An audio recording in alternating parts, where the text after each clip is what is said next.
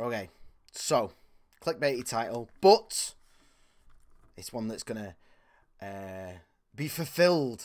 I'm going to use science and data and facts and logic to prove to you doubters that the UK is systematically racist. Let's get on with it. And first I'm going to start with the reason why I'm thinking about this. It's that Lawrence Fox. Hey, look at him. Dirty, racist, scumbag. He's not fit to breathe the same air as this lovely lady right here. He's not. Sitting there on Question Time, trying to imply that people are overblowing it, trying to imply that this is a good, tolerant country to live in. Scumbag. How dare he say we're not racist? He deserves to be outcast. He deserves to never work again. He deserves to be denounced by the very union that he's a member of for daring to say that this country isn't racist. Scum. Scum, scum, scum! I mean, you might have looked at this. 1 in 10 people. 1 in 10 people in this country are living as part of a couple in an interethnic relationship. 2.3 million people are choosing to spend their lives with a significant other of a different ethnicity. And this scumbag Lawrence has probably read this and gone, well, you know. He's probably grossly misinterpreted this data, because this would give you the impression that this was a tolerant society that we lived in, that more people every year are choosing to spend their lives with people of a different skin colour. You'd think that would mean that this country is probably not racist, but you'd be very, very wrong. And also, we got to consider the fact that Lawrence has probably been looking at this data like this. 627,000 people in a year came to this country. We obviously 3, 4, 5 emigrating. You'd think 627,000 people immigrating to the birthplace of the anti-slavery movement. You'd think that Britain having a reputation across the world as an inclusive and welcoming place would be enough. But it's all wrong. This data is the wrong data. I have alternative facts for you today. I mean, what have we got here? We've got interethnic relationships. We've got phenomenally high wait a minute. 283 net.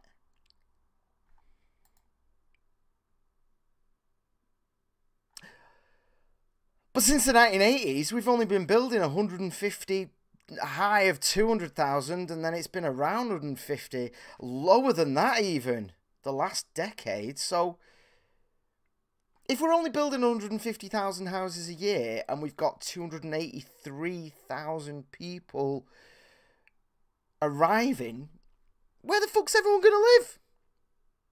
That's a bit weird, isn't it? Almost explains the housing crisis. Let's not worry about that right now. Anyway, we're discussing why you're racist.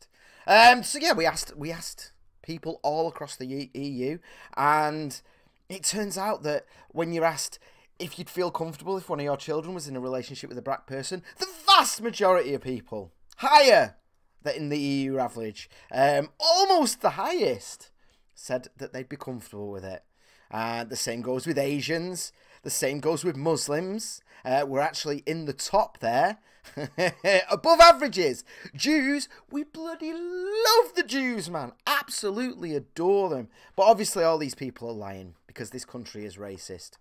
Despite the data and opinion polls showing the UK as being one of the most tolerant and inclusive places on the planet, despite all that data, we are systematically racist. Check this out. The BBC reported here about how BAME staff are paid less than their white counterparts.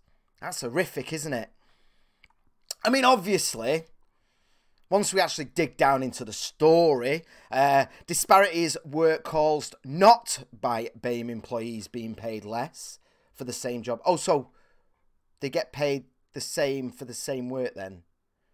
but by underrepresentation in senior jobs. So in a white majority country, we have more white people in senior positions. Doesn't feel that bad to me. And we've shown that whites and non-whites get paid the same for the same job. So what's the problem? Anyway, this is horrific. Sadiq Khan said he's determined to confront this inequality and he can become deeply entrenched. Now, what happens when you measure inequality like this? Paid less than white counterparts. What you do is you get everyone from different levels of jobs. You ignore the people getting paid the same amount for the same work. You ignore that. You ignore mothers who tend to stay at home with the kids or have taken time off, so have got less experience, so get paid less. You ignore the fact that they work part-time. None of that is relevant. You add up everyone's pay, and then you split that evenly between everyone, and then and only then do you look at skin colour and you go, wait a minute. So if one white person is getting paid more, then it's like, boom, that's it. That's it. Game over, guys. We're racist. But obviously, Sadiq Khan is taking this data with good faith by advertising jobs that are for BAME people only. For those of you who don't know what BAME means, it's quite a popular term in the UK at the moment. It's black, Asian minority ethnic, or black and minority ethnic. It is a catch-all umbrella term for non-white. It means anyone who isn't white. And this is where we get to the part where the UK is systematically racist.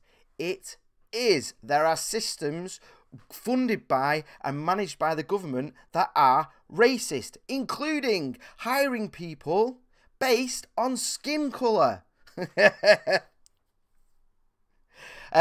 Media and marketing, because obviously working in media and marketing, your skin colour is extremely important. And not only that, if we're going to go back to the way the BBC and other scumbags are measuring this data, he is also paying $23,000 per annum, and that is in London. So guess what, mate? Not only are you hiring based on skin colour, you are paying them so little that you get to stand there in a year from now and say, there's terrible inequality. We're gonna have to hire more non-whites to balance it out. But check this out, mate. The more people, the more non-whites you hire at 23,000, the more inequality there's gonna be. The worse the data is gonna be. It is the snake eating itself. It is a catch-22. It is systematically racist. Why? Why is he allowed to hire people based on skin colour? Let's have a look at this, shall we? This is the guidance. This is on gov.uk, and this is the Equality Act of 2010. And they say applying a uniform definition of indirect discrimination to all protected characteristics. We cannot discriminate based on race, sex, gender, all that stuff. I think even religion's covered in there, because obviously Muslims, there's a big issue there, and that's been cited. And if we go to the very next part of the guidance for this legislation, we go harmonising provisions allowing voluntary positive action. Look at that. 2 points right next to each other. Don't discriminate on skin colour unless you have a good reason to. And how do you define good reason? Well, you know, we need more BAME people, don't we, for the job, obviously. So at this point in time, you can advertise for a specific skin colour. You can say, I am going to hire you because of the colour of your skin. I'm only going to interview you because of the colour of your skin. That is systematically racist. That is government funds. That is government legislation protecting it. And you may remember the BBC got in a lot of trouble for it. You all know the BBC, don't you? Funded by our money. We have to pay that licence fee, whether we watch the BBC or not. If we want to have a TV, we have to pay it. You can go to prison for not paying it. So what does the government do with all of our money? With the government-backed broadcaster, they openly brag and defend BAME positive discrimination quote, needed when it's needed when hiring for jobs, is it? Why? Because of lack of representation. The BBC offering black, Asian and minority ethnic, which is just another way of saying non-white. Just saying no, is the right thing to do. Why? Why? It really frustrates me, this. It added, there is a lack of diversity in the industry. How do we measure this? How do we measure this? We say this all the frigging time, right? So let's look at this. Let's look at their own data and their own breakdown. It's right here. BAME, all staff, 14.8%, with the 2020 target of being 15%. BAME leadership, 10.4%, with the 2020 target of being 15%. Not only does the BBC classify people by their skin colour, it recruits and, what's the word? Give someone a new job that's a bit better. My mind's gone blank. It does this based on skin colour. But why? But why? According to the census 2011, 86% of the population of the UK is white. 14% is then BAME. We've got 7.5, which is black, 3.3, which is mixed, 2.2 and 1 and all the rest of it. So why, when it's already at 14.8%, which is higher, are they aiming for more? Why are they prioritising something which is already overrepresented? I'm looking at you, LGBT. Oh, that's right. Oh, they've revised it since I last looked. It's down now.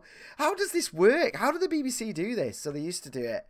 Maybe enough people like me have moaned. So LGBT is currently 11%, but their target is 8%. What are they going to do? Fire people? I don't understand. I don't understand. But there we go with the census data anyway. It's not positive discrimination if you're trying to over-represent. That doesn't make any sense. Anyway, the BBC got in a load of trouble for this. So what did they do? They changed the categories. They said, no, we're not just hiring based on skin colour, which is systematic racism. Systematic. It is protected by law. This isn't some knobhead BNP dude not hiring a black person to bartend at his pub because he doesn't want black people working there. No, this is systematic. This is protected by law. So what do they now do then to make it a little bit better? Because the BBC got in a little trouble. 4 months ago, this job closed here at Creative Access, working on a show called Who Do You Think You Are? And it is only open to non-whites and people with lower socio-economic background. This is what the BBC considers to be okay now. This is what the BBC considers to be appropriate additional provision to it. As far as the BBC is concerned, if you're white and poor, then you're at the same level as someone with darker skin. They have such a low view of non-whites. They see them as so pathetic, so disadvantaged, so useless, that the only thing that can be equated to is a white person who's very poor, a white person with no opportunities. It doesn't matter if you're black. It doesn't matter where you've come from. It doesn't matter if you've been through Cambridge even. You're still, in the eyes of a BBC, down there, aren't you? These racist scumbags. That's insane to me. I tell you what as well, I've met a lot of BAME people that work at the BBC, and a lot of them are very posh, very well educated. This isn't systematic racism. That's what it is. It's systematic racism. Full stop. It's right there. They look down. I can't even handle it. I can't even handle it. We're paying this. We're forced to pay for this. We have no choice. Even if they scrap the licence fee, there's still the World Service Grant. We're still paying for this, no matter what. Even if you don't have a licence fee, you are still paying. You are. You're still supporting this. Every single taxpayer in this country is still supporting this institutional racism. Scumbags. Absolute scumbags. Oh, but it doesn't stop there. It doesn't stop there, does it? Because the biggest one of all, the one that was allowed to go on for 30 years, was, of course, the rape gangs.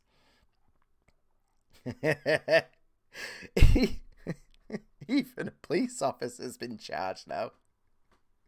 It's ridiculous. Now, here's the thing with this. How is this systematically racist? These were generally men of Pakistani origin, generally dark-skinned, but all people abuse kids. 79,000 last year. 79,000! And the victims were of all colours, and the perpetrators were from all backgrounds. Rich, poor, white, black, everything. All backgrounds. They all did it. What's the systematic racism, though? Well, it's the fact that the police didn't look into these people doing it for 30 years because of the colour of their skin. They have so little respect for what I'm going to call BAME communities. They have so little confidence in their ability and their decency that they just didn't do it. Greater Manchester Police Constable Ian Hopkins spoke after a damning report revealed the gangs of predominantly Asian men, stop saying Asian, they weren't fucking Japanese, were they, dickhead, were abusing children and operating in, quote, plain sight of police local authorities. All the way up to John Prescott. All the way up. The information fed down to step away for the public good. Because they are institutionally racist. It is systematic. The Bobby on the beat might want to do something about it. But the Bobby on the beat respects chain of command. And the guy above him, and the guy above him, and the local councillor above him, the social workers above him, all the way up to actual policy, they were told to go and arrest a white person instead. So yes, black and white people, everyone, I hate to say community, because let's not collectivise people. But every ethnic background has problems with child abuse. But the systematic racism in this country is the fact that we don't act on it with certain people. Which in fact hurts BAME people more than anyone. But you know, there was a huge report done into it last year. No holds barred, eh? We're going to get to the bottom of this. Grooming Gang review kept secret. As the Home Office claims releasing findings not in the public interest. Oh, I'm sorry, it is stopping the rape of children not in the public interest. You can't even give us a redacted version of it. No, they've refused, so ministers have a safe space to discuss policy. I wonder why. It's interesting, isn't it? I can't think. The government, I'm gonna read a bit more of this. The government is refusing to release official research on the characteristics of grooming gangs, claiming it is not in the public interest. Oh, well, that's fine. We're all going to stop talking about it then, aren't we? We're all going to stop thinking about it. Dude, this is not the entirety of the Pakistani community. There are a lot of Pakistani people who are, you know, immigrants or first, second, third generation living in this country right now who are amazing people. They're business owners. They're hard workers. They've got families. Look, Majid Nawaz. Amazing guy. Majid Nawaz is a pillar of this community. A pillar for this country. His voice is essential. Phenomenal. You're hurting those people more than anyone by suppressing this. Because what happens to the dumb fuck racists, eh? All we do is have misinformation. We have rumours. We have The Guardian going, oh, well, there's no, there's not a thing here. Well, show us the frigging data then. It needs to be dealt with.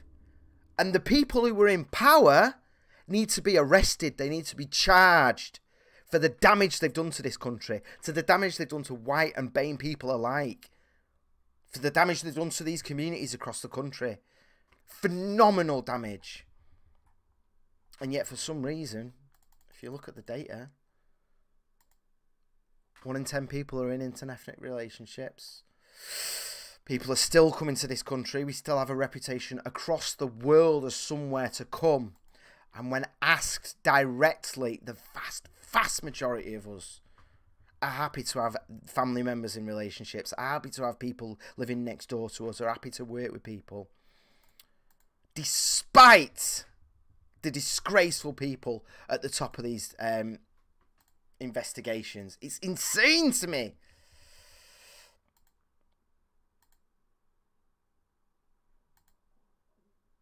It makes me so angry. But yeah, just before we wrap up as well, whilst we are talking about institutional racism, Glasgow University pledges millions for reparative justice for slavery ties. It's probably a good thing to do, man. If they made money out of the slavery industry, why not? Good for them. Good for them. They want to do some research into slavery, which would be good, by the way, because it still exists. It still exists in this country.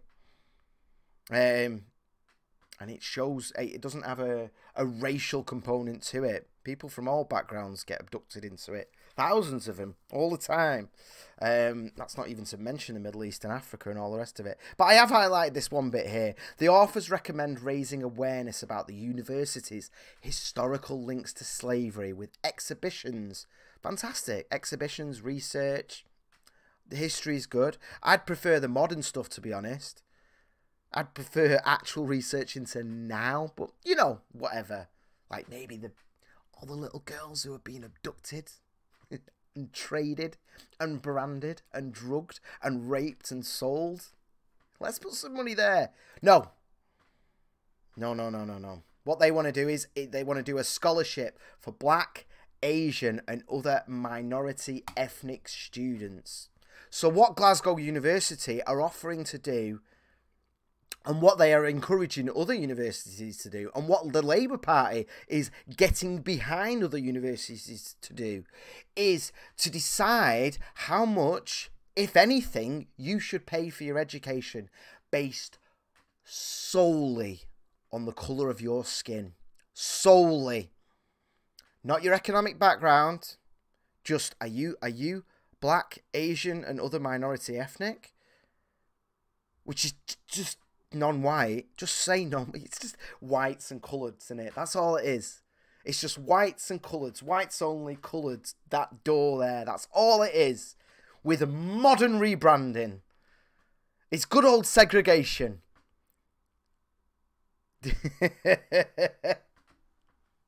So that's what they're going to do. And they're bragging about it. And they're going to take your tax money to do it. They're going to get government grants and government funding to give people education based on the colour of their skin. Institutional racism.